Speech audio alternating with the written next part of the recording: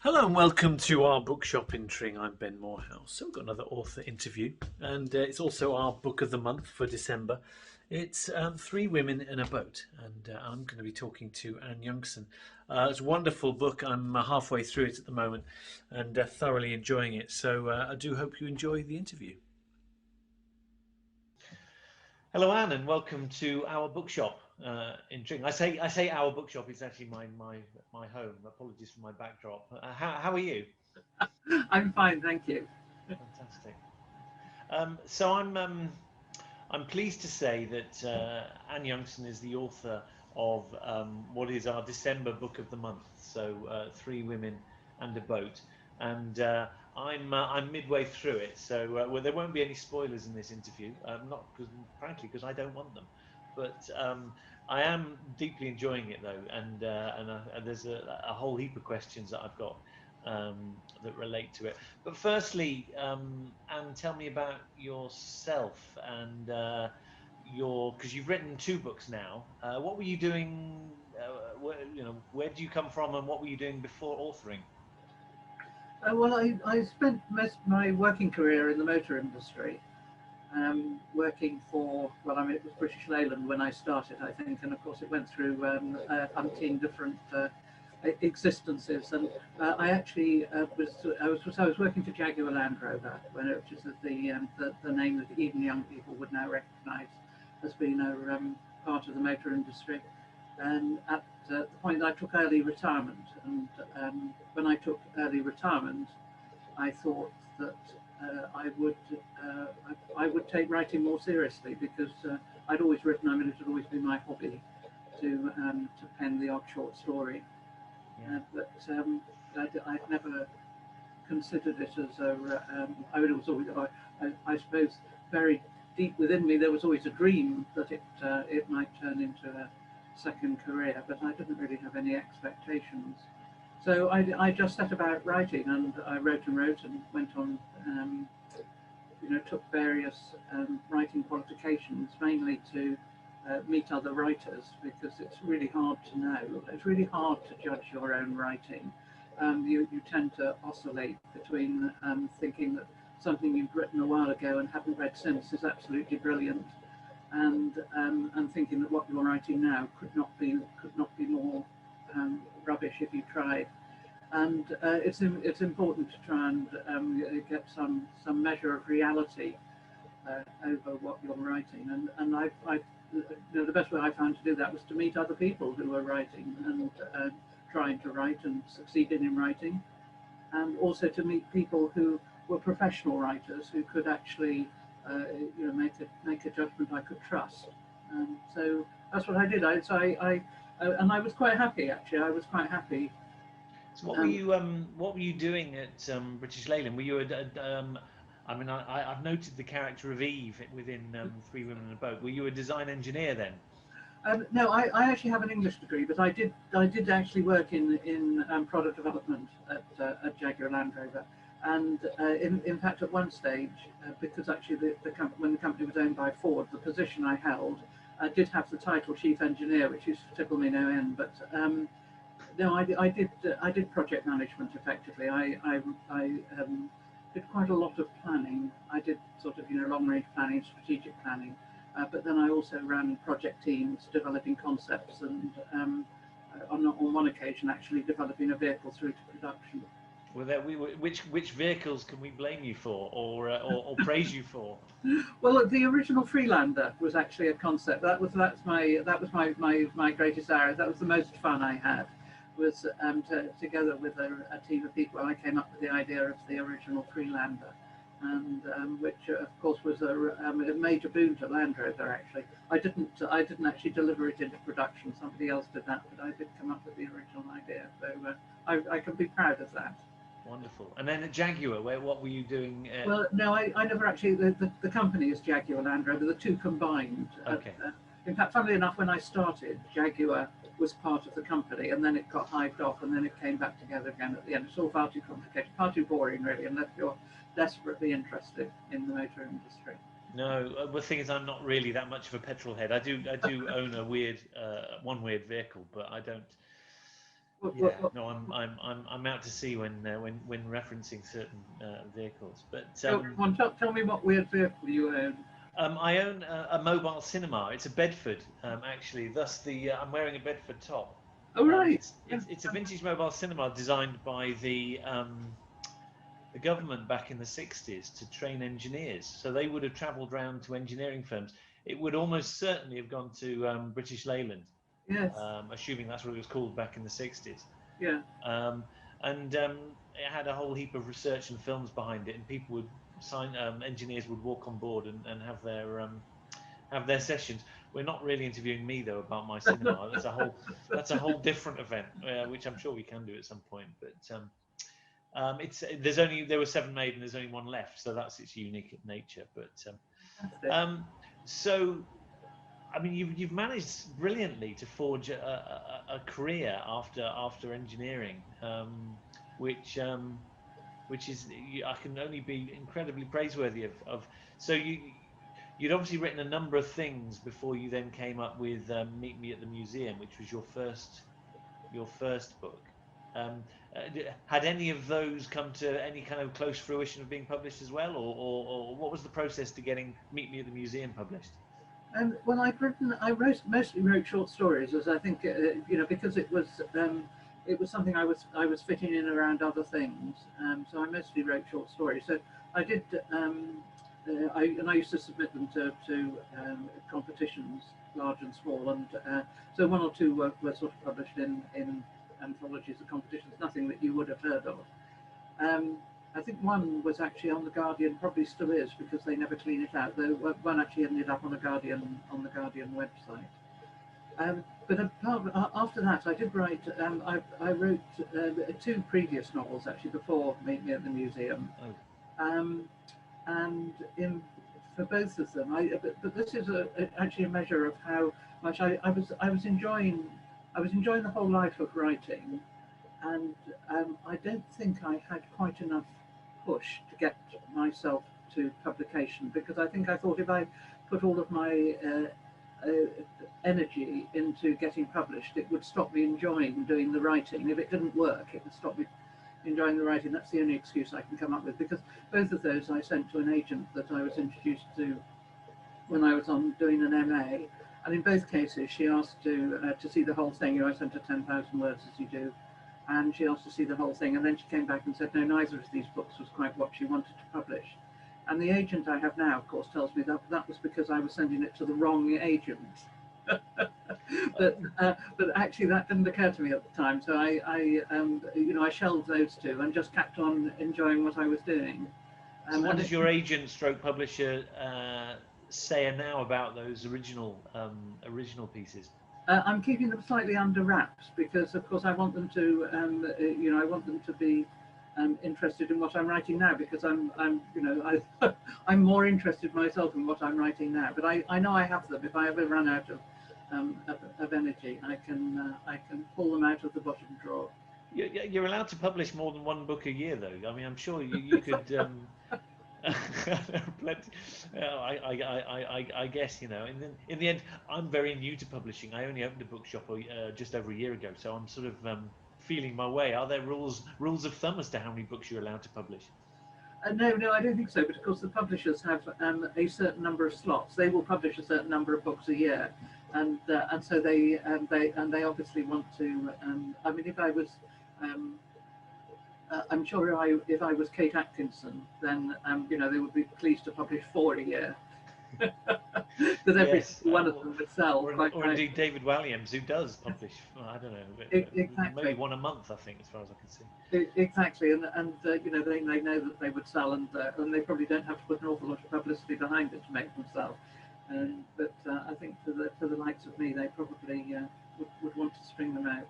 Can we delve just briefly? I know we're going to get on to three women in a boat, but briefly on the storyline of Meet Me at the Museum. It's quite it looks like it'll make a perfect film, frankly. So, the storyline of that, tell me about it. Well, Meet Me at the Museum is it's a novel in letters. So it's an exchange of letters between 2 people who have not met at the beginning of the book. and you know, I won't say whether they ever actually do meet, but the book is entirely composed of letters between the two of them. So in a way, I'm surprised you think it would make a good film, because they don't, you know, there are two people in two different countries. So he is a museum curator in Denmark, and she is a farmer's wife in England. And they start to write to each other, and this is the genesis. It's a very easy book to describe what the genesis of the idea was. Is that there is a book about the bog people, which includes the Tommen man, who is an amazingly well preserved body in a museum in Denmark. And the book that was written about it in the 50s was dedicated to a group of East Anglian schoolgirls. And when I read the letter of dedication from the author, I thought, well, you know, how old would those women be now? And what must they be thinking about this connection they had in their childhood to this quite remarkable mummified body, when, you know, they themselves would by now have got a lot older. You know, how significant was it in their lives, and how has it affected the way that they see their lives? And because the dedication was in the form of a letter, it seemed obvious to me that at a certain time one of them would pick up a pen and write back, and that was the genesis of the idea. They exchanged letters. Yeah. I can hear hoovering. Is there someone hoovering in the background? No, I think it's probably my desktop actually cools itself down every so often. Oh, is it? Okay, no, that's fine. No, it's not that bad. So right. Good. And so, I mean, you've had success getting your first book out, and I love the artwork on it. I have to say, I'm just looking at that now on my screen. It's when you experienced receiving that book for the first time, or seeing the artwork before then, I suspect that moment of joy must live in your memory. Oh, it's tremendous. It's tremendous. And in fact, we had a few. The publisher and I had some quite lengthy conversations about the title, because it wasn't my preferred title, but it's undoubtedly you know, it's a title that works actually. But I took some reconciling to the idea of the title, and so we've been through these you know, sort of relatively unsatisfactory conversations about the title, and just as those were concluded, my editor sent me an email saying, "Oh, we've just got the artwork and we love it." And I thought, I know what's going to happen. I'm going to open this and we're going to go through the whole thing all over again, because I'm certain to hate it. And I opened it, and it was just a joy. It is, you know, it is a cover I really, really love. I think it's just so perfect. I mean, and amongst other things, it completely reconciled me to the title, because it works so well. You know, the title works so well in the context of the graphics. I thought it was just beautiful. And then It's sign when you're with the right publisher and agent is the fact that you can disagree, but in the end, you realise they're right. They were right. They were right. Yes. Wonderful. I mean, I would say the same thing about the Three Women in a Boat. Now, I've got a proof copy, so I'm showing it's the wrong colour, but the artwork is absolutely gorgeous. Yes. I think it's the same designer, actually. Yes. Same designer. Well, big Yeah. big brilliance to them. Well done, them. Yeah. And I suppose you as a designer, or having a design background, I suspect, would appreciate elements of that. I mean, so then came the moment you've got your first book published, and you've got the tricky second one. I mean, I say that I know you've written a couple of other things before, but so it's picking a subject matter. You've obviously got three women and a boat, indeed, and even a dog as well. Very resonates of the Jerome K. Jerome book, I think, rather remarkably. Was that a particular influence to you, or just ignored that? Not in the slightest. No, I actually I had actually written some of this before I wrote Media at the Museum. It was a previous idea, and so I've got the setup. I always start.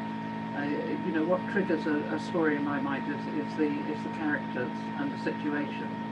So I had the characters and I had the situation, and then I somehow ran out of confidence in what I was doing with the book. You know, I thought, well, I honestly don't know what happens next. You know, I had it written. I mean, I rejigged the beginning, but I mean, basically, I had the first sort of 10,000 words written, and I couldn't quite see where I was going with it.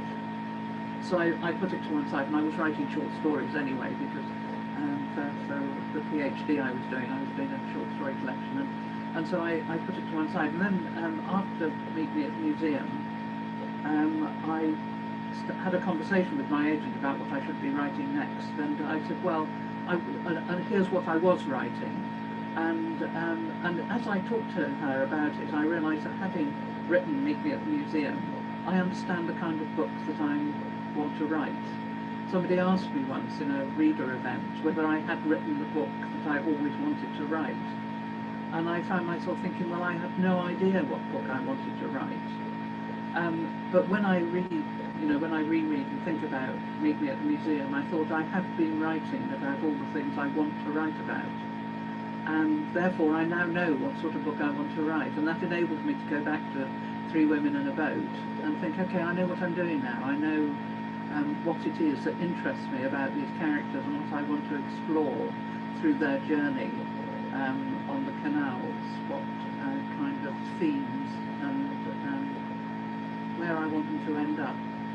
So we have Eve, who I suspect is based on yourself in some element. And certainly she's fought her way to the top in an engineering-based environment. That's an environment that I know pretty well. I've worked in marketing all my life, and one of my long-term clients was an engineering firm, so I was forever dealing with a cross-section of team members, including many female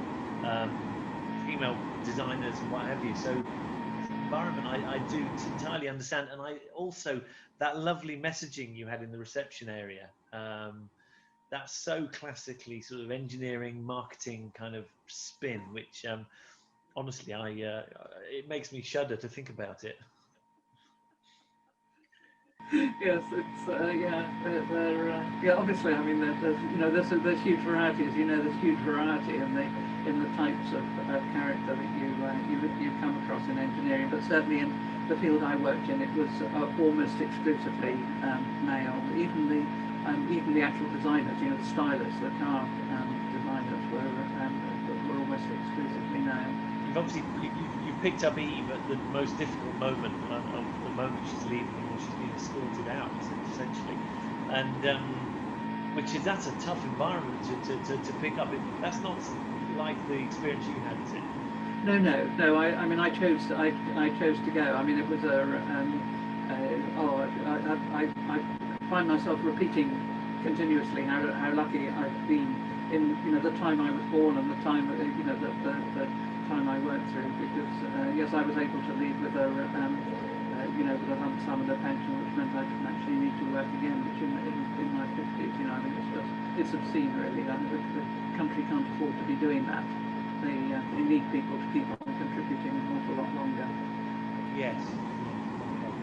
And then Sally is in a very stagnating marriage, which that's a tricky storyline as well in many ways to pick up on. So you're picking up that's two characters who are really low ebb, and they just happen to meet. Tell me about Sally, and where does she come from?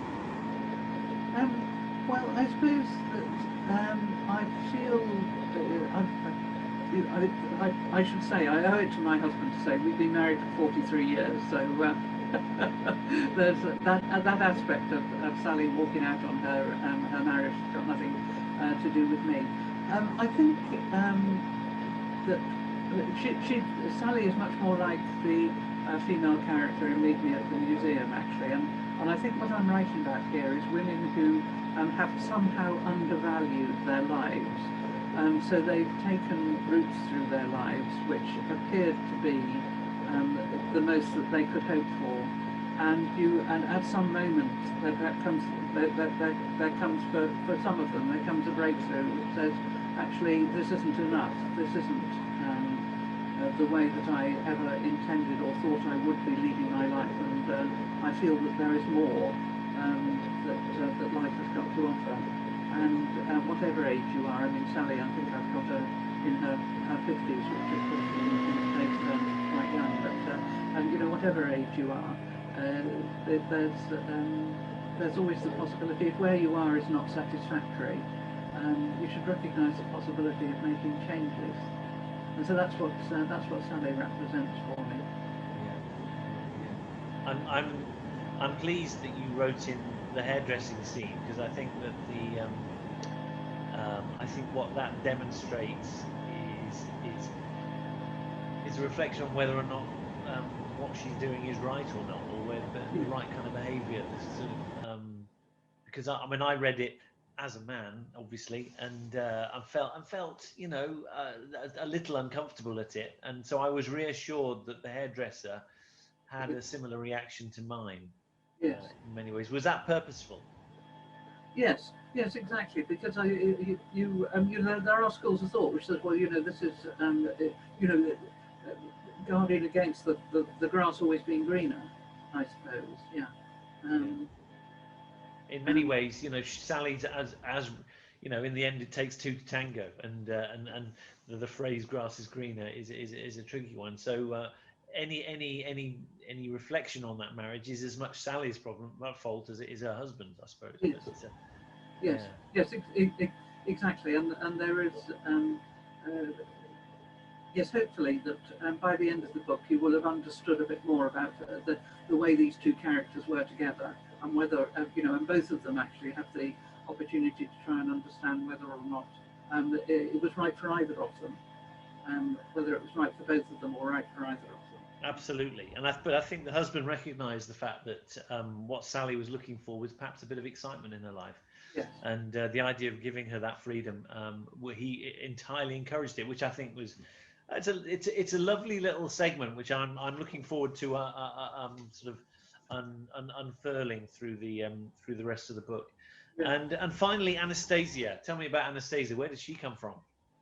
Well, I don't know. I at the time, you know, she